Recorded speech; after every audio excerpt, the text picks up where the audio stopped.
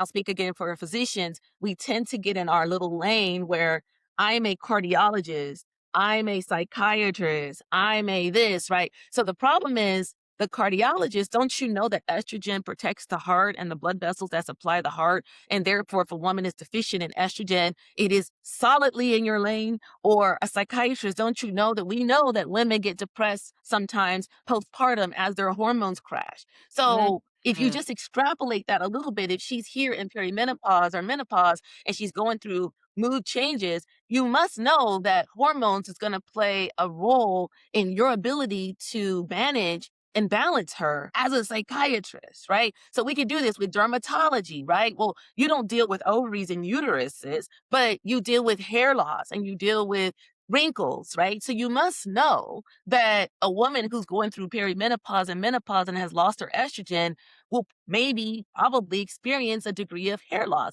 So it's not this niche thing that only gynecologists do.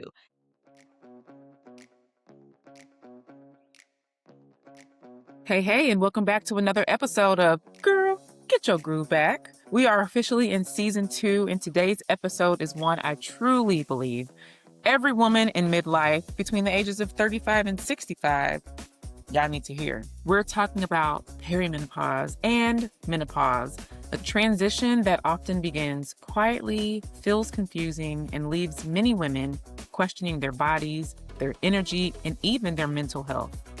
My guest today is Dr. Myiesha Taylor, an integrative physician whose work spans emergency medicine, functional and integrative care, trauma-informed medicine, and women's health.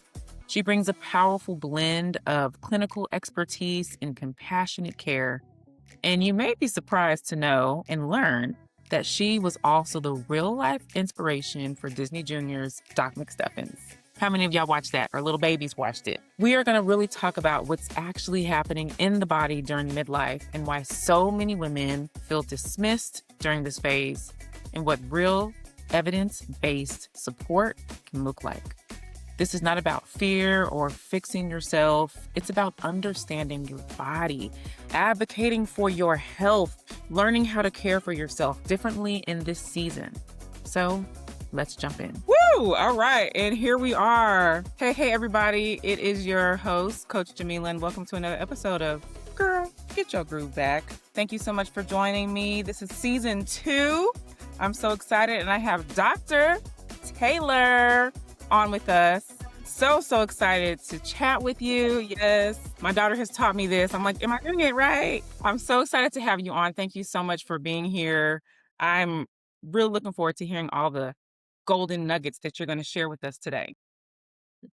I'm happy to be here. Thank you for inviting me to participate in the conversation. Yes, yes, yes.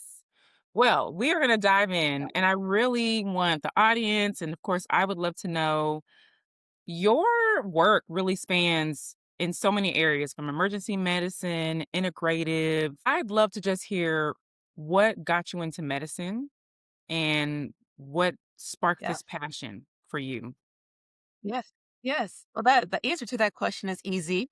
I don't think I really had a choice. My grandmother was a nurse, an LVN, and my mother was a registered nurse. So I grew up around health and wellness and medicine and nursing. And in my mom's eyes, the next natural progression for her daughter was to be a physician, right? Because she was a registered nurse, and in her vision, that was a very highly respected and high level nurse, especially compared to her mother.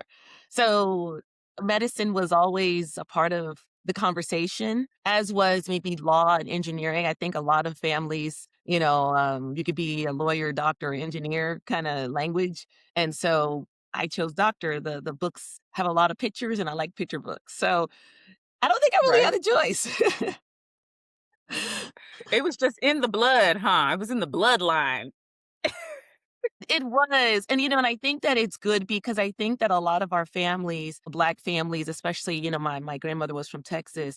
It's a very practical decision, right? Like, you'll always have a job if you are in service, right? So if you're a nurse, if you're a doctor, if you're a coach, if you're working with people, people will always need people. So I think that it Yeah. epitomizes job security in the minds of people who felt that life wasn't as secure. So true, so good. I hear my dad talk about that a lot. Find something where you're always gonna have a job. That's what he would tell me growing up all the time. So I hear you on that. That's for sure. I know we're gonna be talking a lot about perimenopause and menopause.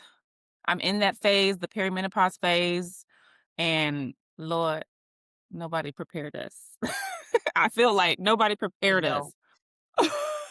No, And so I'd love to not at all. hear. Not at all. They really didn't, but it's getting better, especially from doctors like yourself who are gonna educate us and teach us. But I'd love to hear too, like, as your career has evolved and you've had more and more experiences, what do you feel has really shaped the way you care for women, especially women in that midlife stage? That's a great question. I think that when you're young, a young physician or a young person in general, there's a Yeah. whole aspect of life that you just don't really consider. And I think that aging is one of them. And I think that it kind of sneaks up on you. It's insidious, right? And when you approach 40, maybe I'm just throwing out a number, Yeah. these things start to hurt. It takes longer to recover. You used to be able to do this thing, and now if it doesn't work, maybe these hair products work, and now they don't, and so forth and so on. Maybe you go to the doctor, and maybe your blood pressure is a little bit higher, but you feel like it's because of stress because you have a lot of great reasons to have high blood pressure because now your kids are in school or you're dealing with a marriage, maybe aging parents. There's a lot of things, especially on women, especially on Black women, right, carrying these loads. So I think that as I've traveled the world, the journey of life, the world too, but journey of life, I have become enlightened to some of the subtleties of needing to take care of yourself and exactly the magnitude that things can fall apart if you don't. Thankfully, Mm. I haven't had to have a major health issue, but that's the reason why I'm so vocal because I don't think that most of us want to encounter what rock bottom before we realize that we are running on fumes. Yes. I love that. And I always share with people too, listen to your body while it's Right, whispering versus waiting for it to scream. And like you said, you're at rock bottom. And now I have to right, go to the emergency room. I have to do this. I have to be on this medication right, and this and that. It's so right, important to be proactive. And it sounds like that's really your right. approach as well. Exactly. And then if you don't listen, yes, you may end up in the emergency room, but I think that what we see a lot of, if you just kind of look at maybe the women in your family, because most of us have thankfully women that we can look up to, and we need to look and see how their lives are unfolding, right? Because they provide a roadmap for us. So are they able to live into their older ages and be healthy? Or do they have diabetes? Are they obese? Are they under a lot of stress? Do they lose their hair? What's their skin like? And of course, it's not adjudication, it's education. So if you see that my family or the women in my family have a tendency to die young of cardiovascular disease, well, that's an opportunity maybe for you to be more vigilant earlier and not wait until a doctor someplace says screening protocols or algorithms indicate that you need this screening. If you know that this is a high risk area for you, perhaps you can find a Mhm. practitioner or clinician that will run those tests so that you can have the data when you need the data to help guide and inform your decision making around your health. Yes. And talk to your moms and your aunties and grandmothers. I think that's something, especially in the Black community, at least I have experienced, just so quiet about aging. Thankfully, my mom is very vocal and she's aging gracefully, and I Yeah, love her questions. But I think it's important for us in the Black community and women in general, just talk to your parents, your moms, your aunties, yeah. and hear about their experiences. Well, Right. We don't really like to talk about it, right? Because I think that, especially for Black women, it can feel like weakness, right? It can feel like vulnerability, where you say, "I have this thing," and we so identify with our bodies that we almost feel like our lab results are a report card, and I think that's the wrong mm, approach, right? I think that seeing all of this data as just data. and separating who you are inherently, right? The spirit that occupies this vehicle for a period of time is just that. It's just a vehicle that we're occupying to help navigate life and enjoy this experience. So if the tire is flat, it's not a judgment on our character or an attack of who we are, right? It's just our tire's flat, and when we're riding around the car, we don't identify with our car. If the car has a problem, we fix it or we deal with it however we can and for as long as we can. Well, I feel like we are similarly inhabitants of a vehicle, right? And it's our body. And to Yes. separate who we are from this body is important, Yes. And this is the only vehicle that we will have. And to your right? point, it's That we know important of in this to lifetime, anyway. Yeah. in this lifetime, yeah. In this Yeah. lifetime, and it's important Yes. that we treat it with the utmost respect and pay attention to the Yes. flat tire. With perimenopause, women who are in their, let's say, mid-30s, 40s, what would you say to these women who are starting to have symptoms? What's actually happening in their body during this phase, like of perimenopause? Yeah, it's a great question. Perimenopause is the time that leads up to the final menstrual period. And the average age of that in our country is about 51, 52 years old. Perimenopause can start 10 plus years prior to that final menstrual period. So normally that could be 40, right? 40 years old. Now, normal menopause can be as young as 45 years old, right? So if it's before age 45, you start thinking it's a premature menopause and maybe there's some other things going on that deserve a workup. But if a woman has menopause at 45, it's still within the realm of normal as such. That means that having perimenopause at age 35 is still within the realm of normal and expected, right? Mhm. So what's happening? Subtle changes that start to happen as your period kind of changes. And I think that we ignore some of those changes because the period may get shorter together, like the periods are shorter, so the cycle is shorter, and then PMS can start to come back, right? Because towards that second half of our cycle, we have progesterone that helps stabilize the uterine lining and helps with sleep and helps with mood. Well, if we're not ovulating regularly and that luteal phase shrinks, then the integrity of the uterine lining falters sooner than scheduled. So it could be heavier, right? Your period could be heavier. It could be longer, closer together, like I said, because it's not maintaining its stability for the entire cycle. So first signs and symptoms tend to revolve around if you're paying attention to the menstrual cycle.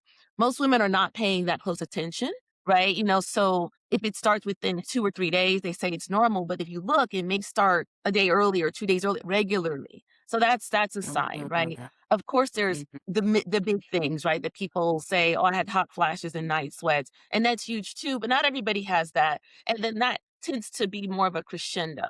Maybe you have it one or two, and then nothing, because your ovaries are still producing hormone, and as long as it's producing enough hormone, you may not feel some of those symptoms. But I think it's important to realize that perimenopause is more volatile because the hormones are shifting. So your brain and your system can deal with low hormone, can deal with high hormone, right? Because receptors recalibrate as necessary. But what it doesn't like is the change in hormones. So if Mhm. your hormones are level low in menopause, you're probably doing better. When they're doing what they're supposed to do in your younger reproductive years, it's predictable to the receptors into your system. But in perimenopause, Mhm. that predictability goes away and the changes tends to cause a lot of the symptoms before frank deficiency. So ultimately it's vacillating, high, low, but the slope is going down of that line. So when it gets to deficiency status,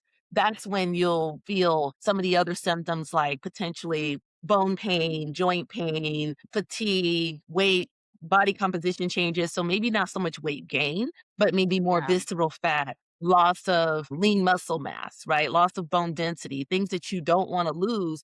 And you end up, maybe your weight doesn't change, but you're gaining fat and losing muscle. So your weight stays the same. So it's not just weight change, right? It's body composition changes. And so, you want equipment that helps measure body composition, right? Your ability to focus, your mental status, your mood, all of those things I think are sometimes difficult to objectify ex- Yeah. in real time. When you go back and you look backwards, right? You're like, my fuse has been really short, and maybe my family, my kids, my job, my friends are telling me this. They're probably not going to tell you because you crashed out one time, right? Like, okay, you're just having a bad day. But over and over again, people will kind of start saying, "Are you okay? Well, you just seem to be a little bit Mm, more irritable." And some of that may be justified. You're like, "Well, if you stop being irritating, then I'll stop being irritable," right? But some of it right. may be you. And that's what I spend a lot of time telling friends and family. Listen, this situation that you're crashing out about is really not any different than what you've been dealing with for the last 5 years or 10 years. So what's different now? Like, my kid did this, Mm, my husband did this. I can't believe my job did this. Yeah, but your job been doing that. Your husband mhm, been like this. Kids are kids. So why are you suddenly? And so when that starts to happen, you don't want to live in that space. So if you can name it, identify it, and then maybe even treat it, yeah. then I think that everybody in your orbit is happier. Everybody is happier. Listen, I feel like husbands, significant others, partners, whatever, it's so important for them to be privy on this information as well, so they don't take it Right. personal. Like, come Right. along with us on this Right. journey It because is. It's I mean, important. Yeah. yes, it's so important. And even on my experience, I'm sitting up here like, why am I in the kitchen? Why Right. why am I in here? Like, I know I came in here for a reason, Right. and I don't appreciate the brain fog and the, clarity is kind of lacking. I'm really honing in on that.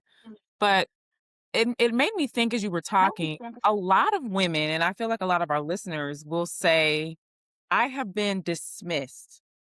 Every time Yeah. I've gone to the doctor, I've told them this is how I'm feeling. I'm feeling anxious. I'm feeling depressed.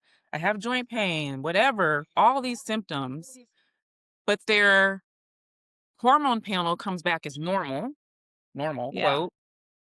And so they're dismissed. You're just aging. You're just getting older, Right. or you're depressed. Let's get you on an antidepressant. What would you say to those women who have experienced that dismissal from a doctor? What would you say to help them kind of navigate this season of their life? I think that the inherent problem with this type of medicine is physicians, and I'll speak to physicians, right?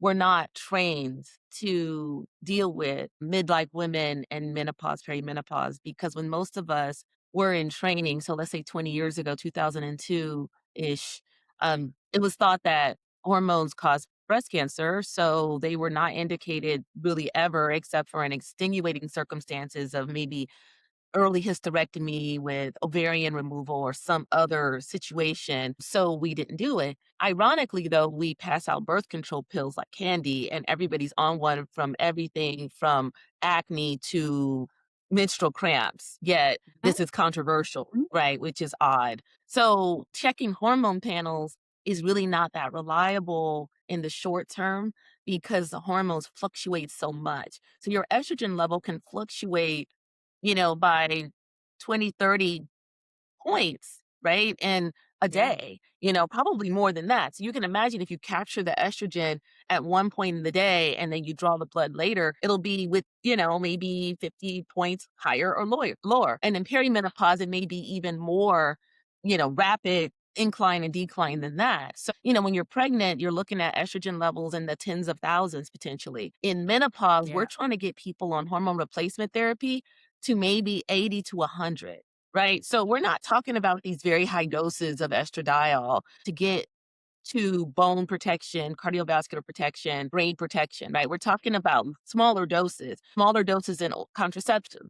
And we have women on contraception their entire reproductive life. So it's very odd that one, there's such a hesitancy to discuss HRT. The fear around it was founded with an old study using partial data and then media perpetuated and fear propaganda, which is why we're here. And then a lot of doctors don't know how to recognize it or how to treat it. So what happens to women is they'll have headaches. I have headaches and I used to get them when I was younger. I got better and now I'm getting migraines again. It's kind of weird. And they go to their primary care doctor. Their primary care doctor doesn't really know what to do and puts them on medicine for, prophylaxis of migraines.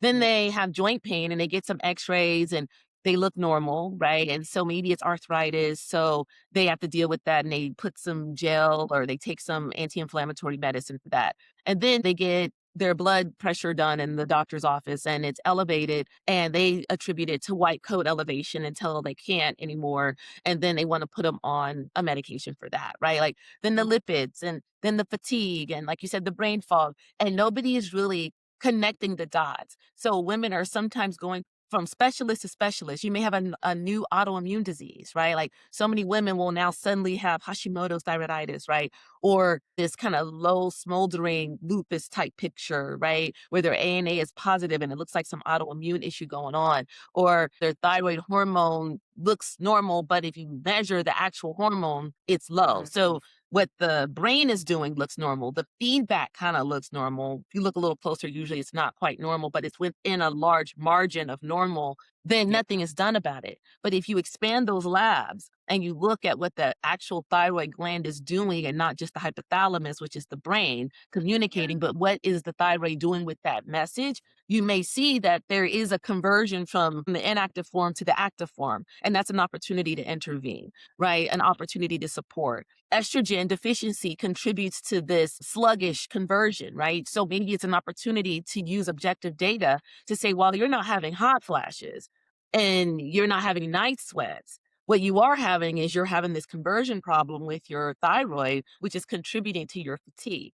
So maybe we should try estradiol to help with that. And people, the common question is, well, I don't have night sweats. I don't have any symptoms. So I don't need it.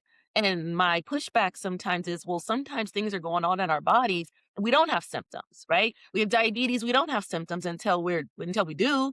High blood pressure, we don't have symptoms until we do. So symptoms is not necessarily the greatest metric to use to determine whether or not you would benefit from intervention, right? Yeah. Ooh, that's so good. That's so good. And I know a lot of people, like even as a health coach, people that I've spoke with are very scared to take hormone replacement therapy because if you take it, you're going to get cancer. And I've had Yeah. to really talk through that with a lot of people.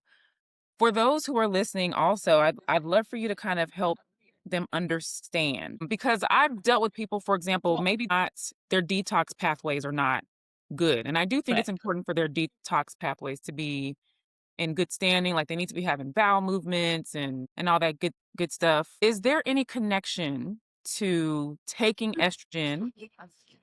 Perhaps they're not getting their blood work checked and their detox pathways are not flowing efficiently. Could that be potentially harmful to a woman like that?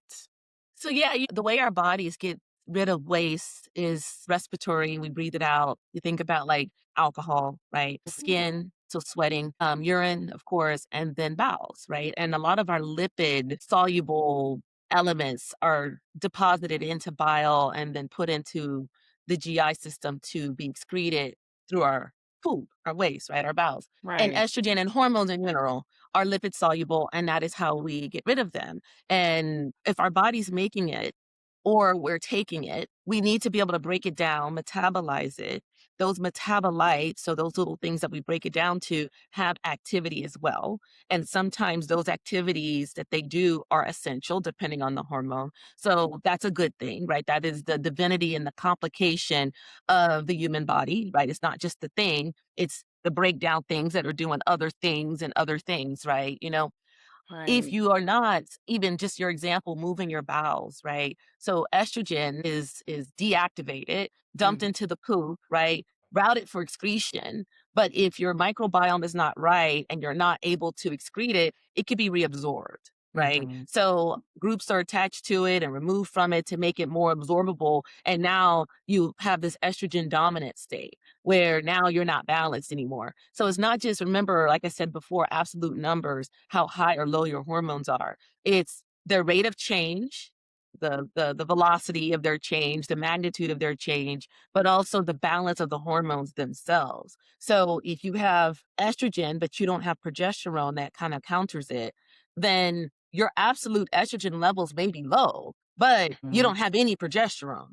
So you're still Right. estrogen dominant and you're still feeling the effects. So think Yeah. about with the uterus is a very sensitive organ. I can Mhm. give you low doses of estrogen that stimulate your uterus. And I say low compared to higher levels that we may experience at other points in our lives. So it's high enough to stimulate the uterus. But without progesterone, that can cause hypertrophy of the lining, which means that cancer can develop. And that's just a low dose. So you're measuring, you're like, well, it's just a low dose, right? But the organ is very sensitive to it. And there's no balance of the other hormone. So it's not just about Mhm. one hormone. We talk about one hormone a lot. And sometimes that's all women need, of course. Everybody needs something different. But I think it's important to know that the story doesn't begin and end with estrogen. She works with other hormones that are equally valuable depending on the tissue that they're working in, right? So like I said, the uterus is a big prime example of where progesterone really shines. But I don't think that people give the brain enough credit for requiring progesterone and testosterone, right? So, we kind Mhm. of gotten to the point where we acknowledge that the female brain requires estrogen to function maximally. And two-thirds of Alzheimer's patients are women that have lost their estrogen. So correlation doesn't equal causation, but there are great studies that are starting to establish causation, right? Yeah. Causation of loss of estrogen, causation of lack of sleep, right? And so I think that it's important, back to your question, to realize that it's about balance. And so if you're not moving your bowels, you're not excreting the breakdown products, they can be recomposed into the parent compound, estrogen. And now you have this imbalance, even though you're doing everything right, but you're not Yeah. pooping it out. So your body or the microbiome mix is not conducive to maintaining estrogen in its excretable state, its lipid soluble state. It turns back water soluble, then it's absorbed back into your system. Mm. Which is why it's so important to get a good doctor who understands this. Because, Yes. It oh my is. good. And it's important to get a good doctor that can zoom out, right? The problem is everybody and I'll speak again for physicians, we tend to get in our little lane where I'm a cardiologist, I'm a psychiatrist, I'm a this, right? So the problem is the cardiologist, don't you know that estrogen protects the heart and the blood vessels that supply the heart? And therefore, if a woman is deficient in estrogen, it is solidly in your lane. Or a psychiatrist, don't you know that we know that women get depressed sometimes postpartum as their hormones crash? So if you Mhm. just extrapolate that a little bit, if she's here in perimenopause or menopause and she's going through mood changes, you must know that hormones is going to play a role in your ability to manage and balance her as a psychiatrist, right? So we can do this with dermatology, right? Well, you don't deal with ovaries and uteruses, but you deal with hair loss and you deal with wrinkles, right? So you must know that a woman who's going through perimenopause and menopause and has lost her estrogen will maybe probably experience a degree of hair loss. So it's not this niche thing that only gynecologists do.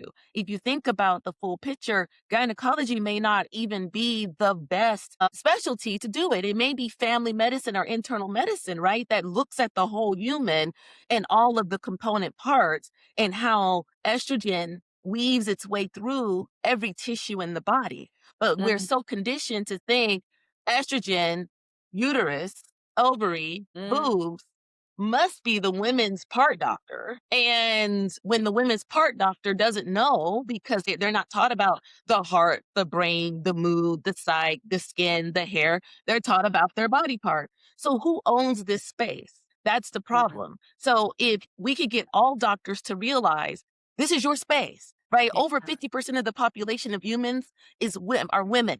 So it's not women's health is all specialties except for very niche male only type specialties. Even urology, women are part of their practice. So what is Yeah. this women's health belongs to one specialty? Women see Mm. all the different specialists, right? So I Yeah. think that that's the missing piece. And so that's what I'm really loud about in this space where trying to break down this idea that to patients as well, that your best person to deal with all of this is going to be your gynecologist. Like, why would that even make sense? I mean, Mm. you're thinking about I have a mood problem, I have anxiety, right? I'm gonna go to my gynecologist to deal with my psychiatric issue or my heart or my lipids or my blood pressure or my joints, my bones, why would they be the best doctor? That's a whole word. What am I doing it right? That was so good.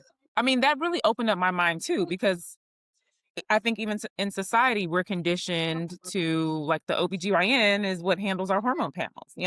Right, That's who we're right, supposed to talk to. But that makes right, so much sense what you're saying, that right. every specialty needs to understand hormones because it's all Every connected. spectrum, It's all every connected. Oh spectrum. my goodness. That's so good. Yeah.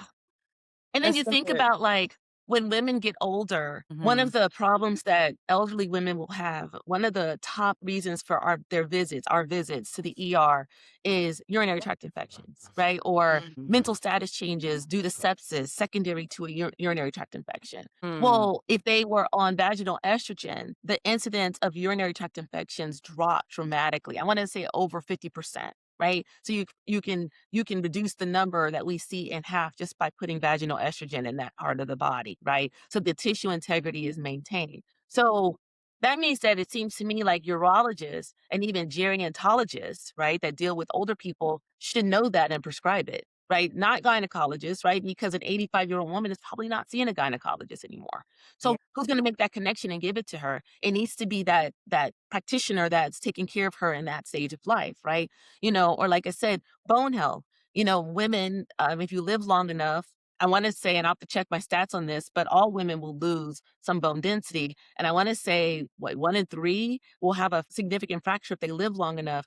Half of those women will never recover their prior level of functioning. Mhm. So, my point in saying that is not so much the numbers as to demonstrate the magnitude of the problem. So, these women then show up to orthopedic surgery with their hip fracture or their wrist fracture from a simple fall, right? And the solution is not even to think about why her bones are so soft in the first place and then adding estradiol safely to her regimen, right? The solution can't be send her to gynecology, like because she has hip Mhm. fracture. Like that can't be the solution. So all the physicians need to be proficient in understanding the value. I'm not saying everybody needs to know how to prescribe it and manage the issues of it. I'm not saying that. But I'm saying that this is not niche medicine. And we need to get out of the mindset of thinking that this is niche medicine. This is not. This is just medicine. And if anything is niche medicine, it's men's medicine because we outnumber them. So that's niche medicine. Our medicine is main Yeah. medicine. Yes. Come on. Stacy Sims. She says we're not tiny men because a lot of women's research is on men. Right. It's like let's get out of that. Right. Exactly. Yes. And it also sounds Right. like at the end of the day, it's getting down to the roots. Stop bandaging these things. Right. Let's get down to the root of what's really happening in the body so that you can really have Right. longevity and quality of life. Right. So that's Right. that's so And so then even important. more than that, I think participation. Yeah, Yeah. participation in agency. I think that medicine has been this patriarchy of being told what to do, especially if you occupy a female body, right? And having agency, we may not be able to control the outcome, right? And ultimately we all die. So if death is losing, then we're all gonna lose, right? But I don't see that death is necessarily the consolation prize. I see living well as the win because death is Yeah. inevitable, right? So it is what it is. And so I think that, changing the mindset and the framing away Yeah. from, necessarily doctor cure versus empowerment of the woman so that you can make your choice. So like you said with your risk. Okay, so there's been no study ever that shows that the hormones that we're using now causes breast cancer. And if you think about it, bioidentical hormones, if it was carcinogenic, then every human body would have this carcinogen for decades circulating. So all humans would then get cancer, right? Because you have this carcinogen that is triggering cancer in human bodies. So that's not really it. What's happening is just like with prostate cancer, right? Testosterone doesn't cause prostate cancer. But if there is a cancer, so there's environmental DNA damage, there's just genetic stress, whatever DNA damage that leads to a cancer. And now the cancer environment selectively chooses, let's just choose something else, oxygen. to grow, right? We love oxygen, right? If I'm looking for a treatment for that cancer, the best treatment would be to stop oxygen, right? And stop it. That doesn't mean that oxygen caused the cancer, but the treatment would be to stop it. Now the problem is we can't stop oxygen because then we would kill the person, right? So we Right. don't do that. So now we're looking at other things that the cancer uses, right? Sometimes it's folic acid or folate. Sometimes it's estrogen. Sometimes it's progesterone. So when we or testosterone. So when we find receptors, meaning that the cancer is using that substance to grow, well, it makes sense to cut it off because then it diminishes its capacity to have all of the elements that it wants to grow robustly, right? So that folate or that estrogen or testosterone didn't cause the cancer. We're cutting it off as treatment. So it's it's Yeah. it's a different mentality. You can't think of because we use estrogen blockers to treat or testosterone blockers to treat a manifested disease means that Mhm. it caused it. It didn't cause it, right? And Mhm. then even if let's just say even if there was a small risk of increased risk of breast cancer, there has not been a study that shows that. The study that kind of showed that actually showed the opposite, and we can get into that later what the WHI showed. It actually showed a decreased risk of breast cancer. But let's just go with what the media said. Well, the Yeah. number one killer of women in our country, especially Black women, is going to be cardiovascular disease, not breast cancer. So if you're trying to mitigate the number one reason that we die, we're going to err on the side of protecting our cardiovascular system, which is going to be with HRT. Right. And then Mhm. another thing is if I get or you get dementia or anybody gets dementia, we have decided or we recognize that that is essentially irreversible, once that diagnosis is made.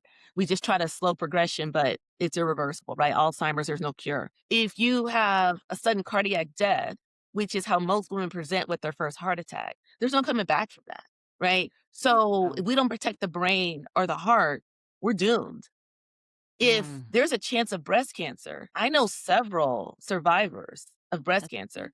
I don't know Mm. any survivors of dementia. I don't Mm. know any survivors of sudden cardiac death. So you have to weigh all of the components. There is a risk to not doing HRT that's not often Mm. discussed. We talk about the risk of doing this, that, or the other, but there's a risk to doing nothing, right? There's a risk to the status quo. And the risk to the status quo is your likelihood of dying of cardiovascular disease, it accelerates after your estradiol diminishes. So is that your story? And if that's your story, then you own your story, but you own it with full power and knowledge and not fear. Yeah. Full power and knowledge. That's the key. And I Yeah, feel like a lot of us are not that's the educated. key. Yeah. A lot of us are not educated and we don't understand, how these things work. I'm really just so glad that you are helping us understand and educating.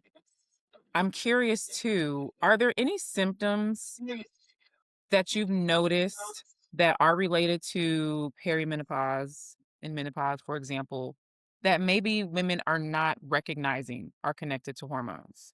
Anything that we haven't mentioned? I think that a big one that's often overlooked is gonna be the mental s the mood and psychologic changes, right? Your mental Mhm. state changes. I think that we dismiss those as primary psychiatric issues. So anxiety, depression, bipolar, right? Like, ADHD, lack of focus, right? I can't learn new things, lost memory, just a cognition. I think that we attribute it sometimes to life circumstances, right? I think that we might attribute it to genetics, like, oh, my mom had depression too, so I have depression. Well, Mhm. maybe your mom had depression and she didn't have her estrogen. So maybe that was what the problem was with your mama, Mm. and that's the problem with you. And nobody's asking the question, right? Yeah. So I think that that's probably the number one thing that I find that people don't consider, that maybe it's an estrogen problem. And a lot of doctors or practitioners will start an antidepressant. And I'm not saying an antidepressant is inappropriate. I mean, I'm not treating all these people, so maybe it's very appropriate. But I tend to be as an integrator functional physician, my first knee jerk reaction is not to jump to a band aid, right? It's to look at the wound and try to ascertain what caused it so that we don't keep getting the wound, right? And Yeah. sometimes we don't know. Sometimes, things happen and we deal with the consequences of it. So I'm not saying that we're magicians or wizards or psychics, but sometimes just pulling back the layer a little bit and realizing that, you got this or this is happening because of this, that, or the other thing, we can treat the cause, right? So if the cause is a hormone deficiency or the cause is mitochondrial fuel substrate loss, right? So, our mitochondria produce most of our all of our energy, most all of our ATP in our cells. So if our mitochondria are not functioning, they don't have the fuel, they don't have the tools, they don't have the cofactors, then we're going to feel tired, right? And so the solution may be to address that. It may be that it's not getting you're not getting the vitamins and nutrients from the diet that you take in. Maybe we address diet. Maybe you're eating a great diet, but your gut microbiome, so the bugs there that take what you eat, break it down so that you can absorb it, they are not in the proper proportions and diversity at the level where you are getting all of the nutrients that you need, right? Because we heavily rely on these bugs in our gut to take the leaf that we eat and break it down. And then the nutrients that is produced from them pooping out, eating this leaf essentially, are become our very nutrition. And then that nutrition has to be absorbed through the gut wall. So is that happening? Or is it so leaky that all these food chunks, proteins are being pulled into the blood? And now you think you have allergies to foods that you don't. But really, what the body is doing is it's mounting a response to the proteins that it sees coming in from the gut because the gut is leaky. So there's holes and now chunks of bacteria too, but food is coming in, creating a sensitivity as the body responds with an inflammatory response to all this invasion, right? So I think that we don't realize how much is connected. And then what happens when that inflammation happens, it affects our brain.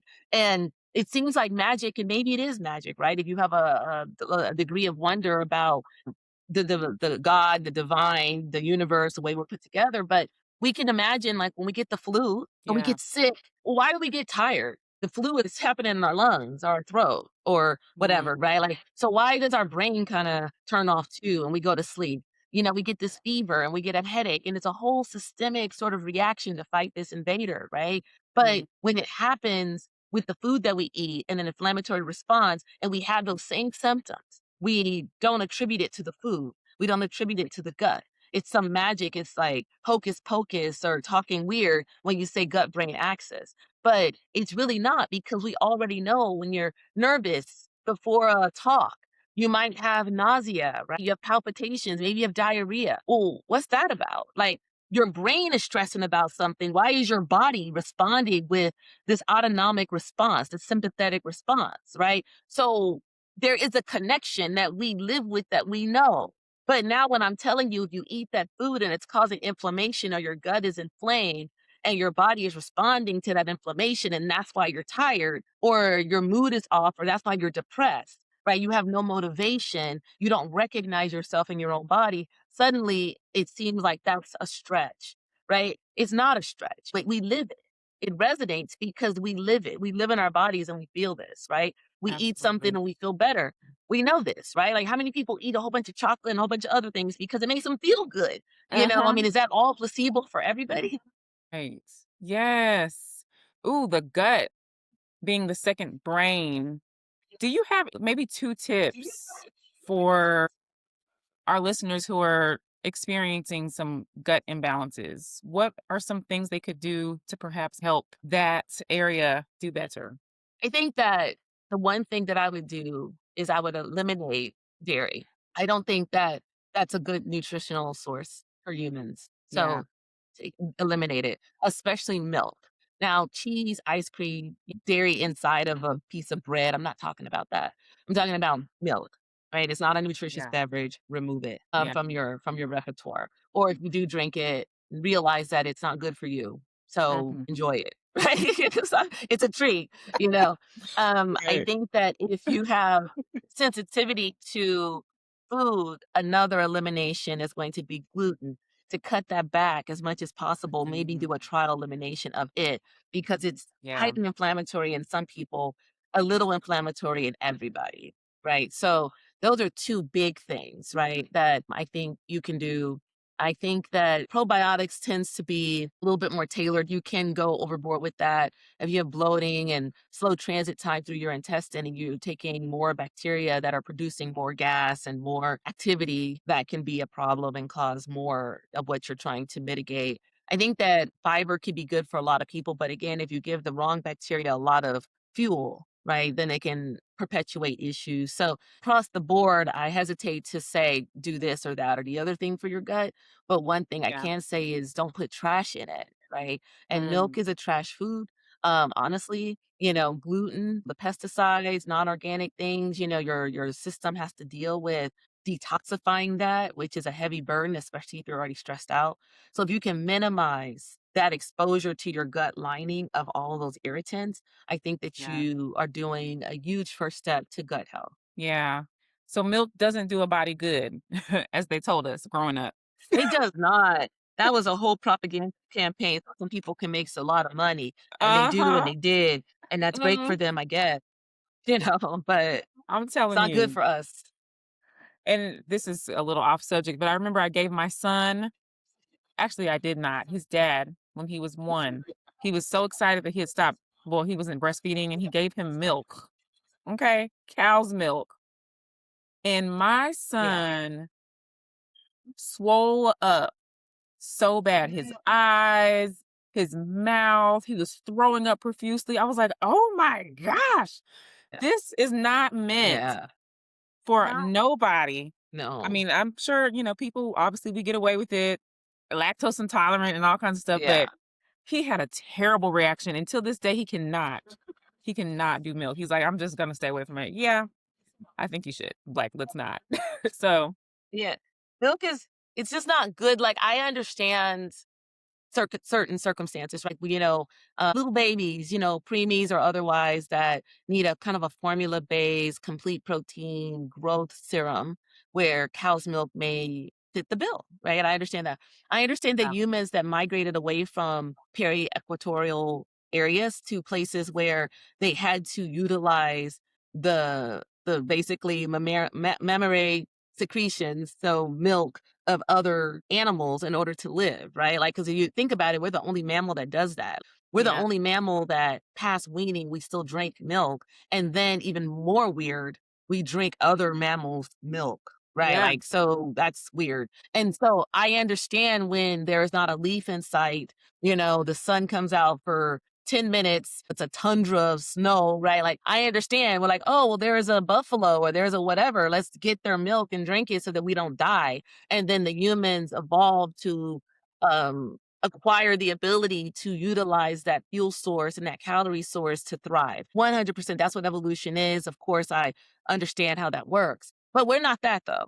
Right? Like mhm, most of the people of the world with brown skin, people who still live in areas, their ancestors, they don't have traces and tracks up to these places where we've acquired the ability to use that as a healthy caloric source, and that's most of the world. So yeah, it's not really a good source of nutrition. And so I think it's important to acknowledge because it's okay if you want to do things that are not good for you, right? Like I'm an ER doctor too, and I see the end result of a whole bunch of people doing a whole bunch of things that they knew that was not good for them, but it was maybe still worth it, or maybe it wasn't, and now they know it wasn't worth it. And if I spent my time judging, then I wouldn't have time to do anything else in life, right? Like, so it's not, there is no judgment.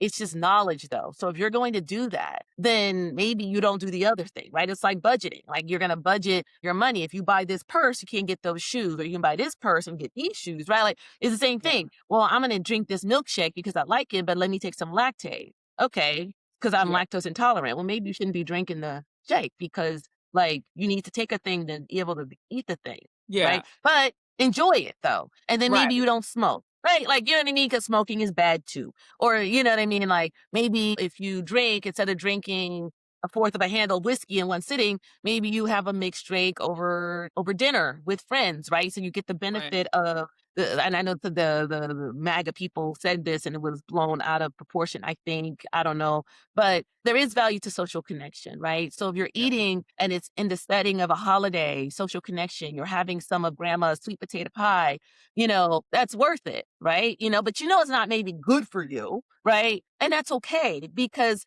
the socialization, the connection and bonding is good for you. And yeah, that allows you a portal into that very valuable asset, which is the ability to socialize, connect, right? So I think that it's not just guidelines that are strict. And that's why I wanted to add that framing around milk. If you enjoy Yeah. it, drink it, right? But realize it's not good for you and enjoy it if you're going to do it, right? Yeah. Because it's not good for you. Yeah. Savor the flavor. Every sip. Savor the flavor. Exactly. Eat the cheesecake. Love it. I am not judging you. Eat Yes. it. Love it. But know that that is not the same thing as broccoli. And that's No. okay. But you Yeah. need to know that. You know what I mean? You need to know that To so you can make each his intentional own. decisions. To each his own. But yes, just know, just have the knowledge. Have the knowledge. I love it. Just know. Exactly. You're gonna exercise, but you're gonna smoke. You know smoking's bad. Bet. All right, well enjoy your cigarette, but it's not Yeah. good for you, you know? Mhm. Yeah. Mhm.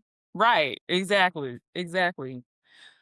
I want to know, what do you wish every woman knew before entering perimenopause? I think that I would probably want her to know how to get what she needs for herself in the healthcare system, right? So if you have insurance, how to access the care that you need. Your primary Yeah. care doctor, make sure that person is on your team and you have a rapport established so that as you enter into changes, you don't have to try to go into the doctor's office with boxing gloves on, like trying to Mm, bully them into doing things that you think you need, right? Identify a like minded physician or clinician, right? Nurse practitioner, PA, holistic coach, whatever, whoever your team is, right? And yeah. that way they can help walk through changes. And you know that if you're blessed to live long enough, that you will go through these changes. And we did spend a little bit of time talking about how the changes are not always something that you feel, and that a lot of women, they drop dead of a heart attack that developed over decades that they didn't feel first, right? So you have to look, you have to check, like to check under the hood. And you can't wait for symptoms to come to check. And then certainly if you do have symptoms, that is an impetus to go check and not ignore those symptoms. But then what does go check mean? Who do you go to? What do you say? And at that time, are you trying to now put together your team from the ground up? Right. So even having like a relationship with somebody like you, right? Like, coach, I'm going to talk you through, I'm going to check in with you. And then you can then escalate, say, what you're describing actually kind of sounds like you might need a little bit of blood work or an investigation. So why don't you see a doctor? And maybe in your Rolodex, you have certain physicians or clinicians that you then send people to that are more open to discussing these things with women, right? So it's not necessarily identifying a prescriber, it's identifying a team or a person, Mhm. people that can help guide you. Yes.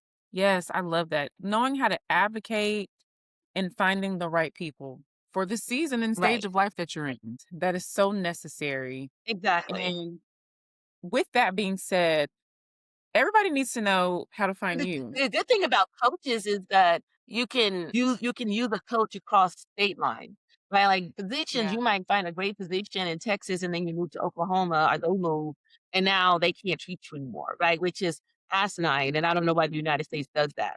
Like we have a national driver's license. I'm a doctor. I passed all of the test exams. I went to an accredited school by a national body. When I get done, I should just be able to practice medicine in the country, right? Like Yeah. I can drive in the country. But we don't do it that way because bureaucracy is a little power grab and money, right? Follow the Mhm. money. So it makes it where it's tough for doctors and for patients. But if Very you can get beyond that by using professionals that can operate across state lines yeah. because their credential doesn't require the state license in order to execute the program, I think that that could be a segue into this holistic type of care, and they can help align you with resources that you didn't even know that were available, right? Because a lot of people may not have insurance, so they don't seek help because they think, I don't have insurance. Well, there's a lot of really inexpensive or affordable cash pay options. Like, I was having a conversation earlier today and they were talking about how the labs were so expensive. And I literally on the call logged in and typed in the labs that I order and Yeah. it comes up to $150.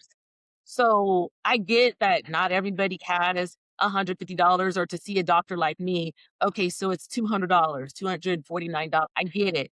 Hear me out though. If I go get my hair done, how much am I paying the hairdresser if I want a bleach and a hair dye? How much am I paying my nail tech? How much does it cost to get my eyelashes done? These eyebrows, how much did it cost me? These eyebrows cost me $500, right? But I don't want Mm. to pay a doctor $200 to sit down with me and go through this expanded lab and come up with a plan for my health in the very vehicle that I'm Yeah. going to be riding in for the rest of my life. So I Yeah. think that people have to get out of the mindset that insurance is going to take care of you. Insurance doesn't take care of you. It's there for best case, catastrophic coverage, best case, right? It's not Yeah. going to prevent anything. They don't even let you bill for labs and whatnot until you have the diagnosis. And you have to Mm. put why you're ordering it. And that means you have to have a diagnosis. So you have to already be sick in order for them to cover anything, right? So why Yeah. would you want to wait to be sick when you can pay two, three, $400, and most people can pay that. Most of us do pay that. And we talk about elitism, but I am not of the mind. Most Black people, most Black women are not poor. And we Yeah. can pay two, $300. We can. And I think that people who say that we can't honestly are racist. I mean, Mhm. that's the stereotype that you have, that we're all poor and we're on the county and we broke and we can't afford care and we don't have access. Those are false. I reject that. And that's not Yeah. to say that that doesn't exist. I'm not Yeah. saying that I'm not sensitive to that being an issue, but that's not an issue just for Black people. That's an Yeah. issue across race. And that's a socioeconomic issue that transcends, you know, lots of other factors, right? With race being one of them. So yes, those people exist, but the people that I'm talking to that have internet, that watches a podcast, right? That has Yeah. time to be on Facebook, that lives in this country, that, you know what I mean? We already have a level of privilege. So I don't buy into the fact that there's nothing that you can do. And I implore people to realize that you pay for what you value. So if Mm. you value your health, then you might have to pay cash for some of these blood tests. You might have to pay cash for a provider that can sit down with you and educate you on next steps, right? And if you don't value yourself to put your cash from your eyebrows to your healthcare, then you get what you get from the insurance company. Mm. Mm. It's a mindset shift, like you said. It It's is. really a mindset shift in valuing your health, valuing the quality of life that you're gonna live, valuing longevity. If you Right, want that, you right. need to invest in your health. Invest in yourself. Yeah, you need to. That's it. You need to. Period. Nobody else cares. The insurance companies are in it to make money. They're in it to have you pay premiums and co-pays and so forth and so on, and take your money when you're healthy and then not cover things when you're sick, right? We know that's their Yeah. business model. So why are you looking to them to take care of you? That was never the setup. That was never the agreement, right? And we have Mm. so many stories in our own lived experience to demonstrate that. So, Yes. the doctors, they have 20 patients that they see sometimes before lunch, right? So they cannot take time. So like if you come to me and I'm in a clinic and I have to see a patient every 15 minutes, every 20 minutes, every 30 minutes, that would be like a dream for a lot of doctors. I get 30 minutes. How long do I get to spend with the patient though? Maybe Yeah. 15, 20 minutes, maybe, because I have to document. So when do I do the reading about the patient? When do I open the chart and read the story and sit and think and look at the labs and see if they fit the story and then what they've been taking and the supplements they've been taking and then read the note from the specialist that was sent over to me? How long does that take? I can promise you it takes more Mhm. than 5 or 10 minutes. That Yeah. process alone may take an hour if you do it right, right? Because it depends on how many specialists they went to, how many labs they have, what their list of problems might be, what medications are they taking, could their symptoms be related to the medication, right? Now I got to look that up because who remembers all the side effects of all the different medications? All of that research, nobody's doing it for free. So if you're waiting for the doctor that has 20 patients before lunch to do that for you, that will never happen. They cannot do that and keep their job. And most doctors are employed, they're not business owners. So if they're going to get fired from their job for taking too long to do work on you, and they need to pay their mortgage and their kids go to school, guess what? They're not doing it. And nobody would expect them to. You wouldn't even expect them to. So how do you get a doc to do that? How do you get a doc to say, hey, can you take some time and listen to me? Can you take Yeah. time before you see me and do homework like a lawyer does on a case? And then after Mm. you see me, can you help me coordinate this care? Talk to my coach, talk to my other doctors, talk to the dietitian, send me the lab slip, do all the things. Cool. Like, That's 2-3 Yeah. hours worth of work per patient, but we see in 20 before lunch. So if you think about what it is that you're getting with the insurance, you're not getting anything because they're not giving anything. Yet we go and we hold it in such high regard as patients. I'm going to Mm, go see my doctor and they're going to say this. Your doctor is a human being that cannot function in this environment, right? So you're going to get the output of that inability to yeah. function. It is not their fault. It's not our fault, right? Americans, we have decided that this is how our healthcare system is going to exist. Collectively, we are at fault, right? Americans, we can change it if we have the will to Mm, change it. So mm, while we're waiting for the world to change, right? While we're waiting for America to become more enlightened about her healthcare distribution, what are you going to do? How are you going to get the support, the help, mm. and the treatments that you need to maximize your health? So you have to, like you That's said, shift your mindset cool. from somebody's going to be taking care of me, Blue Cross, Blue Shield, Aetna, whatever, to I need to take care of myself. And my health insurance is not going to Mm, dictate what I do. My health insurance is there in case I get into an accident, in case I get cancer, yeah. right? It's catastrophic. Mm, So I need to pay for all this yes. little stuff to stay well now in cash. Yes. That is so good. How do we find you, Dr. Taylor? How would somebody Well, who's listening find? I'm easy to find. I am on Facebook, right, as my name. I'm on Instagram as my name, LinkedIn as my name. I am Googleable, pretty easy to find there. I have a website, so when you Google it comes up. So I'm pretty easy to find if you're trying to find Yes. me for some reason. Yes. Oh, y'all need to look her up. Okay, so for those who are listening who cannot see her name, it's Dr. Myiesha Taylor. Myiesha Myiesha Taylor. Okay?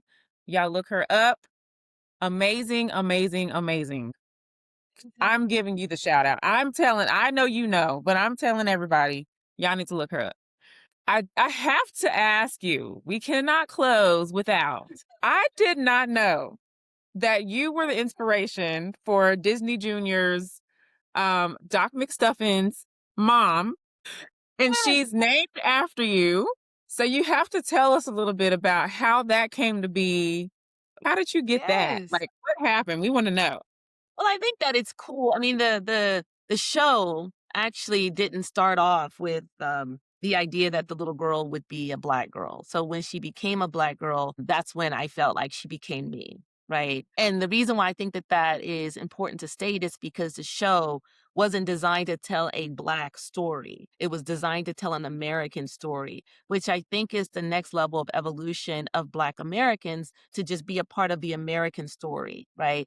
And so this was an opportunity to make that shift where you can plug and play the girl and she could be any race and the story does not change. But the fact that they can depict this Yeah. American story as a black girl made it even more special. And then with her mom being a pediatrician, so her mom is a physician, it made it where the girl I used to be Doc McStuffins, right? Now I'm the mother. I've done those exams. I've taken the test. I got that board certification in my back pocket. So now I am not the baby pretending in the little back house with the stuffed animals anymore.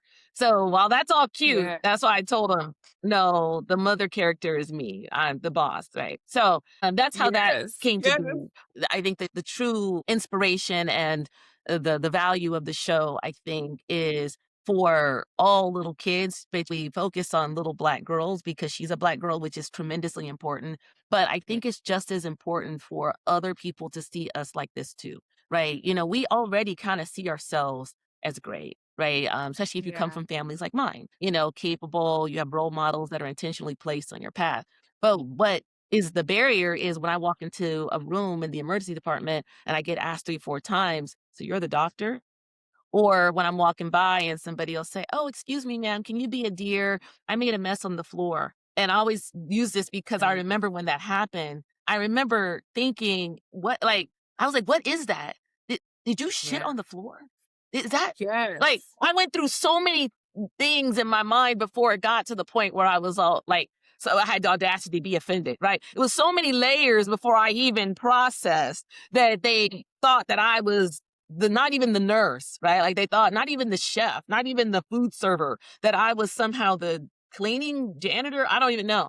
And then Yeah. what made it funny to me in the moment is because I'm thinking, even if I wanted to help with this task, which would never happen, honestly, how do you get like a paper plate and like scoop it and then like a mop? Do we have mops in the emergency department? Like, where would a mop be? And then wouldn't you just smear the poop all over? How I wonder how they would clean. Like, that's where my mind was. It was so far from, 'cause I was just like, what? And so I think it's important because when I walk in the room or the emergency department, I'm often the only doctor in the whole hospital, right? And people don't realize that. When you go to a hospital, if it's a community hospital, there may be one doctor in the hospital, and that's the ER doctor, right? Mm. And the ER doctor is covering all the inpatients, the ICU.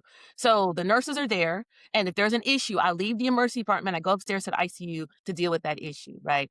So the reason why that's important is because if I walk in the room as the ER doctor, the patient is having an issue from upstairs, right? I'm downstairs, I go upstairs.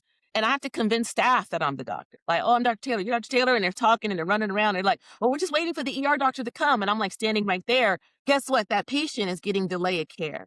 And that patient may be white. Yeah. That patient may be Asian. Right? This is not a Black person problem, right? Because most of these Yeah. patients in this hospital are not Black, right? Because we're the minority, we make up 13% of the population. So Mhm. in any space that I'm occupying, me being diminished affects white people more, right, than anybody else, right? So this is not a Black problem, right? This is a everybody problem.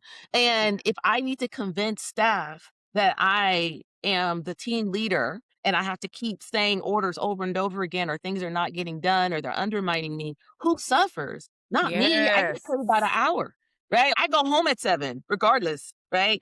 The patients are suffering. They're getting delay of care. They're not getting their labs drawn. They're not getting their Foley, their urine, or whatever, right? So I try to make that point where this cartoon, what it's able to do is it's able to put people like me and you into the role for the masses so that they see that we exist. So when I Yeah. say I'm Dr. Taylor as a Black woman now, if they grew up watching a show like Doc McStuffins, it's not that weird. They're like, oh, okay.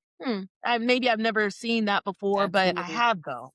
Right, I have though, because I watched Grey's Anatomy, Oh God. I saw Doc McStuffins, like, I know because I see it. So I think that that is the tremendous value outside of us showing our own that it can be done. You see it, you can be it.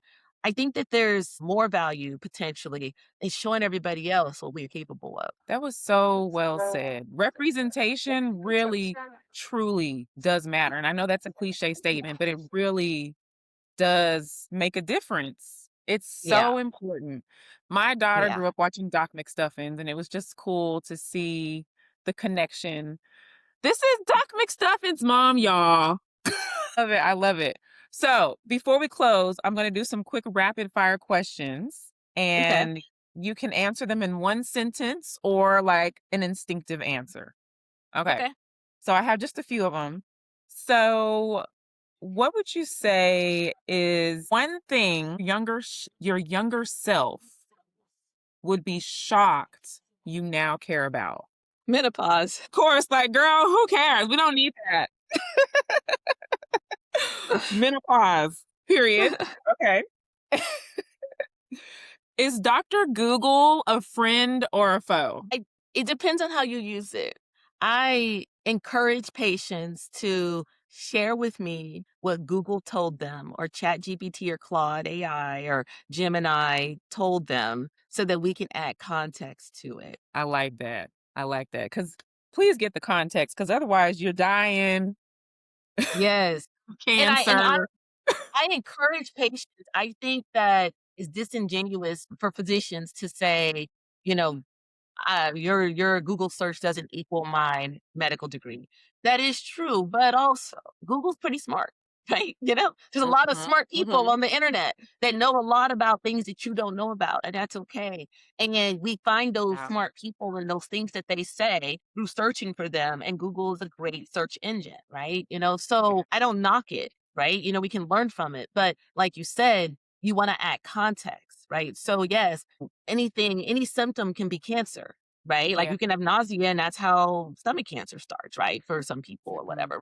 But most of the time it's not that. Common things are common. And then for you, based on your age and other issues that you might be going through, other things outrank cancer. So that doesn't mean that the thing that Google said was wrong. It might actually be this horrible thing, right? Like, I mean, of course, some people have horrible things, Right. but let's be systematic about ascertaining the level of risk and then peeling back the layers in a method that makes sense, right? And we may end up getting to what Google said. So, like I said, I don't want to disparage the Google search, but if it's saying that you have this, and we also know that you traveled and you drank the airplane water, I don't know if you saw that study, you're not supposed to be drinking it, and now you have diarrhea, it might be that and not this other thing that Google said. So I think that just kind of having a conversation with somebody that's knowledgeable, that can frame, right, contain, because Google doesn't offer a container. It's the whole Right. open internet, right? So you need to contain it and apply it. And I think that's the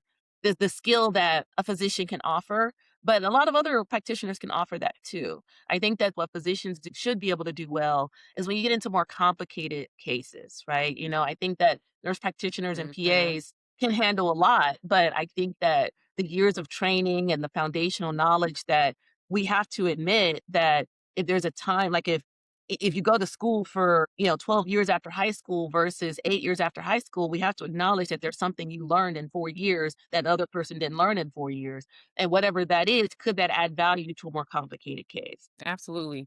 I love that answer because I think a lot of people are like, I'm not going to tell the doctor what Google told me because they're going to Yeah. dismiss it Yeah. No, immediately. I wanna know. I mean, like, we use Google too. I mean, Yeah. how else do you get information? And I think it's irresponsible to a Yes. degree to be so arrogant, especially as a healer, where you are too, what, prideful or stupid to use tools, of which Mhm. Google is a tool. So I have no shame in looking things up, and Google is a great place to start. The information is not proprietary to doctors anymore. Yeah, I'm not saying it ever was, but it's certainly not now. A patient can come to you with a lot of great information and honestly, Mhm. knowing a lot more than you do about whatever is going on with them.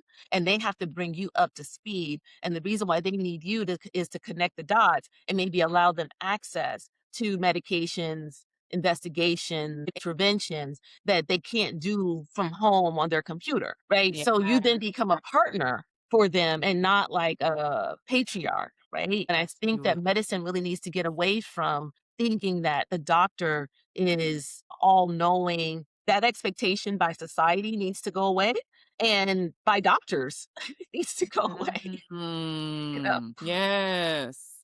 Okay, now, Dr. Taylor. Okay, I just have two more that I want to ask you. What makes you Right. laugh every time? Well, that's a good question. I don't know what makes me laugh every time. I can't think of a good answer for that. I can't think of a good answer for that every time. Does that It's mean because my mind is going to like some of these little TikTok videos that I watch, and every time I look at them, I laugh. But I can't right. even think of like one that I laugh at all. Like I can share. So no, I can't think of anything. Well, something to ponder. Something to ponder. Yes. Okay, and then what would you say is one habit that you never skip for your own wellness?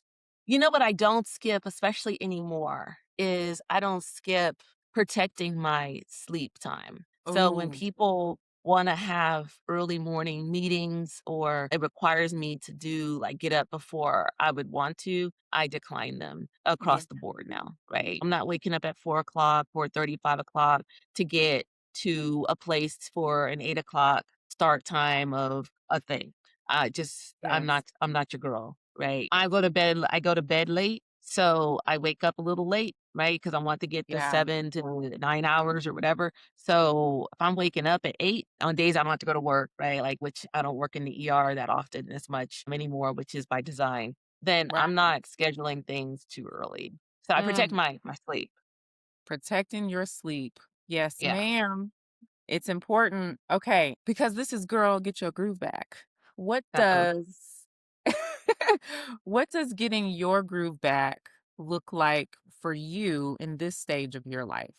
Yeah, that's a good question because I think that that is the golden question, right? Because I'm at a stage in my life where my youngest is 17. Yeah. So, getting your youngest to adulthood is a big milestone for Yeah. multiple reasons, right? When they were younger, I used to be concerned, and I think that most parents especially mothers, can probably identify a little bit with the sentiment. Yeah. If something happened to me, will my kids be okay? Right. And when they are under 18, that the answer is not always, you could be sure. So you hope that your husband and whatever, maybe he remarries or not, and will the person treat them well? And I mean, maybe men have their issues too. Wife gets remarried, da da da. But that was what I was worried about. And then if something happened to both me and my husband, who's going to take care of these kids? Are they going to do it right? They're going to go to Yeah. CPS or some foster system or be second class citizen in some, institution, or what's going to happen? Once they got to 18, when my oldest got to 18, that was Yeah. such a weight lifted because I thought to myself, okay, well, maybe she can take them. Right. So if something happened to me and my husband, the other two could stay with her. Right. You know what I mean? And so she could be the adult that then kept the family together. So when now with Yeah. this one being 18, they are all self-determining, right? So they are no longer victims as children, vulnerable in the space where the government or people are coming in, dictating where they live, where they go to school, all the things. They can be they're autonomous to a degree. So all of that to say, now Yeah. that when we get her there, right? She almost there. When we get her there, my mindset has been shifting Yes. exactly to this question. Okay, so now what? What's next for you? What's next for you, Myiesha? Like, what's Mhm. is it, expanding your practice? What is it? So I think that for me, it is thinking about where I can really truly add value, right? So I know a lot of physicians. I know a lot of Black physicians, right? And I will say that I don't know of another Black woman that physician that's an integrative functional medicine physician that's certified in menopause. Only to say that it's not that common, right? So if you are Yeah. looking for a physician that, knows menopause and is sensitive to and understands the Black woman, you're hard pressed. I actually don't know anybody else. I know 2 integrative physicians, but they're not menopause certified. Not that they can't treat it. I'm just, thinking about the Yeah. credentials. So I Yeah. think that for me, capitalizing on being able to offer support in the way that only I can is what I'm focused on. So it's things like this, educating people who, may identify with what we're talking about so they can leave feeling more empowered. If it's, establishing programs, protocols, educating other providers so that they can have more sensitivity and knowledge around this space through the lens of integrative medicine and then the layer of being Black too, right? Like there's a lot of different considerations, right? Even with physicians, I find myself in these sometimes chat groups where they will talk away like people do, but they're Yeah. so tone deaf to diversity, right? And I don't even mean like in a racist way. I mean like just very patriarchal. Like was a discussion the other day about whether or not a woman who refuses a mammogram should we entertain doing an ultrasound. And a lot of people got in the Mm. comments like, well, evidence doesn't support ultrasound. You're not going to find a tumor. So I'm like, so you guys as physicians, your solution to a woman who doesn't want a mammogram is to do nothing. To do nothing, right? Like it sucks for her. She's to be sent home until she feels a cancer. And then you can say, aha, I told you she got a mammogram. And now you do the mammogram and she has cancer. That's your treatment. That's what you're proposing. Yeah. I said, the doctors, there is no way I would choose you as my doctor because as a Black woman, I don't need any judgment or barriers as I try to approach care. And this is Yeah. so full of judgment. This whole Mhm. thread is so judgmental.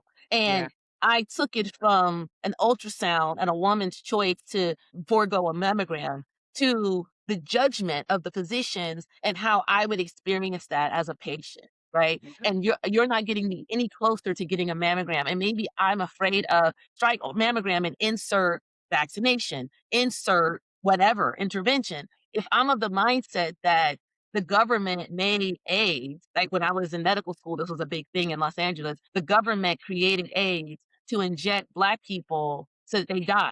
Right. That Mhm. was a conspiracy theory. And a lot of people still believe that. They don't want any shots because they're like, you're not about to inject me so that I die. Mm. Oh, you would rather not treat that patient than to establish a rapport, do what you can, and then get them to where you need them to be. Meet them where they are, and then get them Yes. to where they need to be. Because to me, that is the true sign of a healer.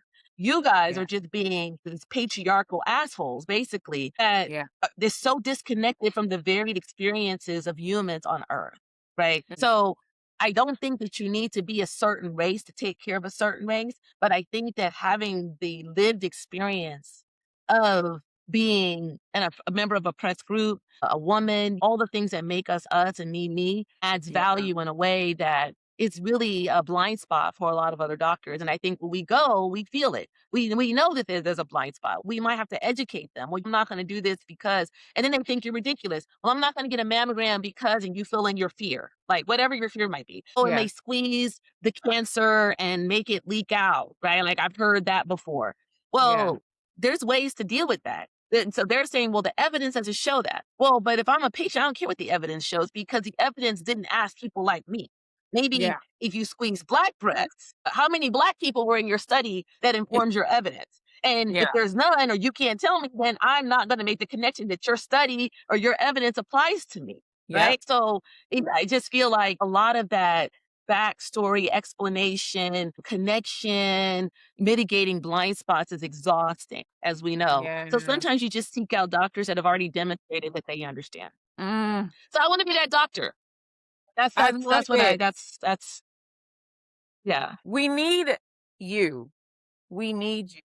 It's Yes. definitely a huge, huge need in general, but especially for the Black community. I mean, we already know there's so many disparities with Black health, unfortunately. So that is such a need. I'm Yeah. definitely looking forward to the journey for you, staying in touch. Yes. We gotta do another one because I feel like there's still so much I want to ask, but I know our time has kind of come to an end. But I'm like, man, there's Yes. so much more that we could talk about, so much more. So I hope you come back for another Yes. one day. But I so, Yes. so, Yes. so appreciate you, Dr. Taylor. Thank you so much for your authenticity, for your vulnerability, for educating the people. And I again hope to have you on again. You're so appreciated. Thank you. Well, thank you for having me. And I'd be happy to be back and expand the conversations. I know that we didn't hit on some of the things that, we wanted to hit on because it's a very expanded topic, midlife care, right? So Yes, it I'm looking is. forward to coming back. Yes, Yes. indeed. Yes, indeed. Well, until next time, and for those of you who are watching, thank you for tuning in. Again, make sure y'all reach out to Dr. Taylor. She is a plethora of knowledge, and I know that y'all will be blessed to connect with her. So thank you, and I'll see y'all next time. Yeah. Peace. If this conversation resonated with you, I want you to hear this clearly. You are not imagining things and you are not alone. Perimenopause and menopause are not conditions to endure in silence. They are biological transitions that deserve informed, compassionate, whole person care. I am so grateful to Dr. Taylor for sharing her knowledge and her expertise and her heart for women's health in such a grounded and empowering way. And remember, getting your groove back doesn't mean becoming who you used to be. It means learning how to support who you are right now. If you're new here, I'm Coach Jamila, Root Cause Wellness Coach, helping women create sustainable health and alignment from the inside out. You can learn more about my work at www.coachjamilaani.com. And if you found value in this episode, please consider sharing it with a friend, leaving a review, and subscribing so you never miss another episode. It helps this message reach more women who need it. I'll see you next time. Coach Jamila.